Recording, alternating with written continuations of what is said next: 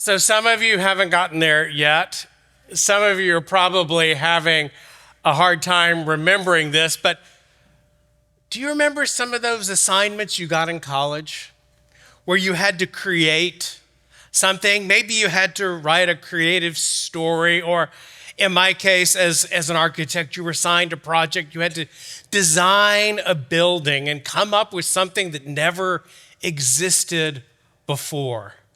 For me, that was just so exciting, and I loved doing those things. But if somebody had said, Reagan, write a story of how God is going to save humanity, I never would have come up with this crazy story. Have you ever felt like maybe you were going a little crazy? A woman called me up and said, "Can I come and meet with you?" I'd met with her years before, and she had gone to a church way south of Houston, and she'd taken her son with her. And during the worship at that church, she said to me, "I heard God say to me, your son is to follow me." She said, "Jesus started speaking to me in the middle of the service. Am I going crazy?" And I said, "No, he's risen from the dead. Jesus is alive, and he is speaking to you, and he's telling you, send your son in the direction of Jesus." She thought she might be going crazy. Some of the characters in the resurrection accounts might think they were going crazy, but at the end of the day, Jesus met and saw so many people that it reinforced the fact that they cannot all be crazy. But you know what? Seeing a dead person come back to life isn't normal. And that's because it's happened once with Jesus. So I want you to imagine the devastated family and friends of Jesus on that first day of the week. It's early Sunday morning, and they are waiting for the sun to rise, marking the end of the Sabbath when they could go out of their houses, and for many of them, go to the tomb of Jesus. There is one group that is in the disciple John's house in Jerusalem, and there is another group in Bethany at the house of Martha and Mary. And I want to take you through the resurrection appearances to show you that all the witnesses to Jesus' resurrection are not crazy. The resurrection is no joke. It is absolutely true. It is spread out over 4 gospel accounts, plus some information from Paul in his letters. So we are reading eyewitness accounts in these documents. It's not a highly edited and composed record. Those who are skeptics say, well, it says one thing here and a different thing here. Well, that's because you have all these different eyewitness accounts. It wasn't like Jesus wrote out this whole script and then gave it to his disciples and said, here is the full story. But we get the full story when we read Matthew, Mark, Luke, and John, and then more material from Paul.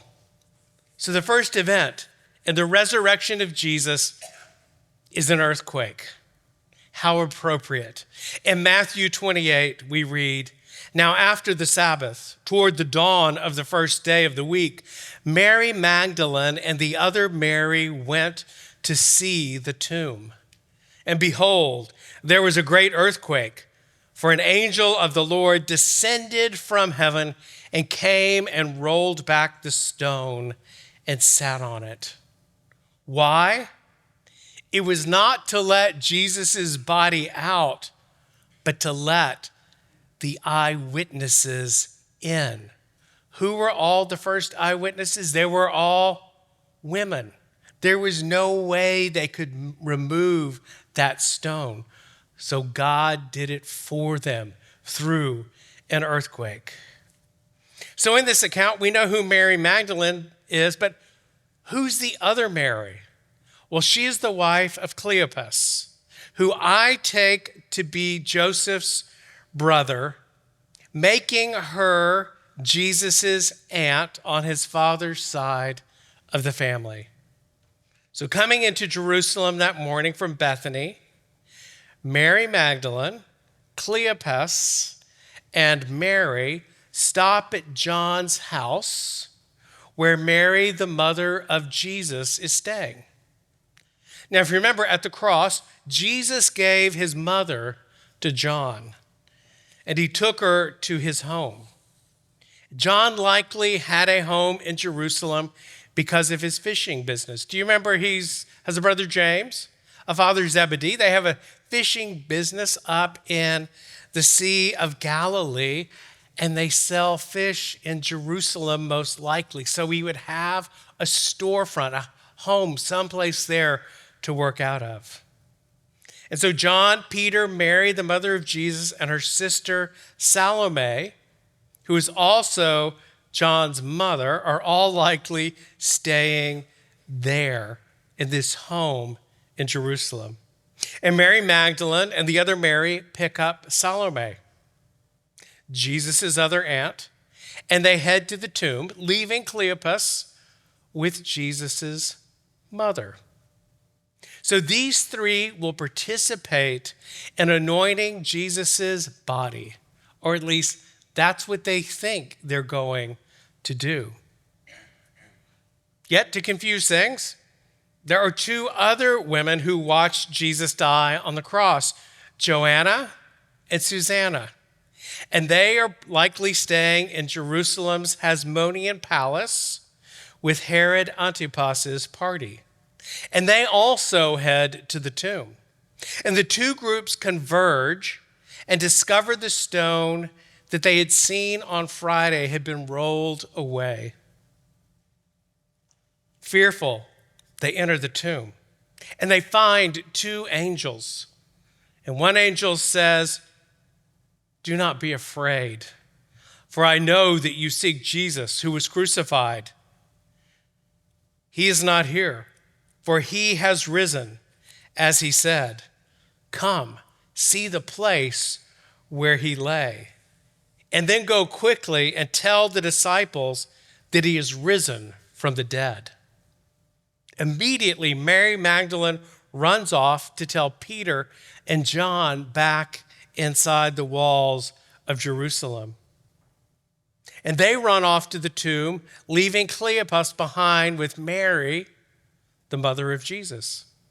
And having seen the empty tomb, everyone returns to the city except for Mary Magdalene, who stands weeping outside the tomb. And Jesus appears to her first. He said to her, "Woman, why are you weeping? Whom are you seeking?" Supposing Jesus to be the gardener, she said to him, "Sir, if you have carried him away, tell me where you have laid him, and I will take him away." Jesus said to her, "Mary." And she turned and said to him in Aramaic, "Rabboni," which means teacher. And Jesus said to her, "Do not cling to me, for I have not yet ascended to the Father, but go to my brothers and say to them, I am ascending to my Father and your Father, to my God and your God." So Mary Magdalene then went back to John's house to tell Peter and John, "I have seen the Lord." That's the first part of the resurrection appearances. But because only 2 of the 11 disciples are in Jerusalem, it is likely that Salome and the other Mary took off to go back to Bethany to tell the other 9 who were staying there. And somewhere along the way, Jesus appeared to these 2 women as well. And now 3 women have seen Jesus before a single man does. Mary Magdalene will witness to Peter and John, and Salome and the other Mary will witness to the other 9 disciples. Does anyone know who was the first man to see Jesus risen from the dead?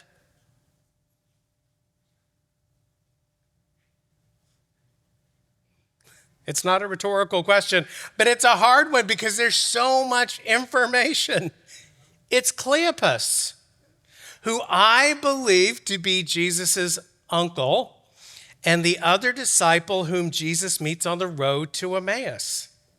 After understanding they have been with Jesus, these 2 disciples are elated and they run back to Jerusalem. Do you see how much action there is on this Easter day? There are people running all over the place telling others, I've seen Jesus risen from the dead. None of them sit down to a proper Easter lunch. They're all busy giving witness to Jesus, who keeps popping up all over the place and saying, I am risen. So after understanding they've been with Jesus, they run back to Jerusalem and enter the house of John Mark, where Jesus had hosted the Last Supper. I probably should have charts up here to help you understand everything, but I'm going to keep plowing through this. There they learned that Jesus has met privately with Peter. And then, as we read in John's gospel, Jesus appears to all of them except for Thomas, who will have to wait a week to see Jesus. And then at some point, the disciples head to Galilee as instructed by Jesus. And there Jesus appears again when Peter, John, and others are out fishing. And when they come ashore, Jesus fixes them breakfast. And then he reinstates Peter as his head disciple by saying to Jesus, do you love me? 3 times he asked Peter, do you love me? To make up for the 3 times Peter denied that he knew who Jesus was. And he reinstates Peter. And then, according to Paul, Jesus appeared to more than 500 other disciples at some point in Galilee. And then we find out that he also had an encounter with his own brother James. Why does Jesus appear to James for a one-on-one meeting? Because Jesus is bringing his biological family along with him. Imagine you grow up with Jesus as your older brother and you find out he thinks he's God. You would probably have problems with an older brother like that. But he loves his siblings and his mother, and he draws them back into himself. And then last of all, some months later on the road to Damascus, Jesus appears to Paul. Why does he do that? Because he's got a special mission for Paul to lead the charge out of Israel and into the Gentile world to draw all people to himself. And he picks Paul as his champion for this mission project.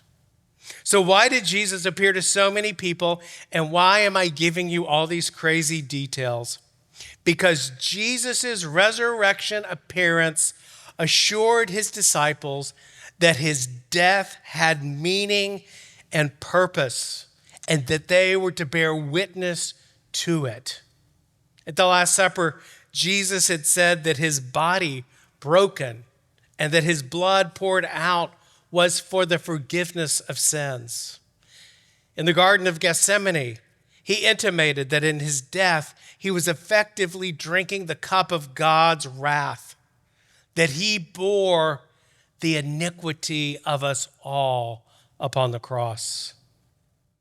The crucifixion was God's judgment on human evil. And because Jesus was on the cross instead of you and me, the only darkness that could have destroyed each of us forever instead fell into the heart of Jesus, which is why he cried out, my God, why have you forsaken me?" He bore our punishment in our place by his own choosing. Jesus' resurrection proves the crucifixion successful. And he wanted all these people to know because they were going to bear witness to him. He wanted them to know that they, like he, were not crazy. Yes, the story is crazy. None of us would have written about a God who would create people and then come to his people and have his own people kill him. None of us would have written that story, and yet it reveals to us the very heart of God.